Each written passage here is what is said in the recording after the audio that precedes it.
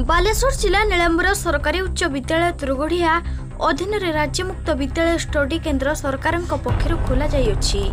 बालेश्वर जिला खैरा ब्लॉक तुरुगुड़िया नीलांबर सरकारी उच्च विद्यालय अधीन राज्य मुक्त विद्यालय स्टडी केन्द्र खोली बेले ओडिशार प्रत्येक जिले में 10वीं श्रेणी पास करने निमंते स्टडी सेंटर खोल जाइए। बालेश्वर जिले में एहीपरि 13टी स्टडी सेंटर खोल जाइए।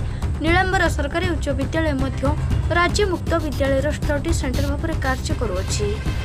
राज्य मुक्त विद्यालय वर्ष को 2 थर परीक्षा दे पारती चतुर्थ श्रेणी पास और 15 वर्ष ऊर्ध्व छात्र छात्री माने नाम लेखाई कृतकार्य होती।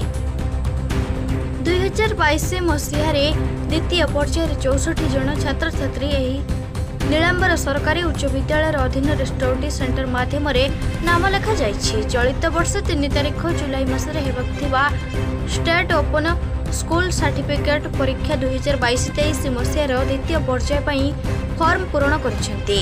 उक्त छात्र छात्री मानक पाठपढ़ा पीसीपी पर्सनल कांटेक्ट को प्रोग्राम आयोजन छुट्टी दिन मानकर द्वारा छात्र छात्री माने कौनसी अनुष्ठान रे कार्यरत थिले मध्य पीसीसी क्लास माध्यम निजर डाउट क्लिक करी परीक्षा पाई निजको प्रस्तुत करिपारिबे। उक्त पाठपढ़ा सूचना देछंती तुरुगुड़िया नीलांबर सरकारी उच्च विद्यालय प्रधान शिक्षक श्रीजुक्त जदुनाथ सियाल।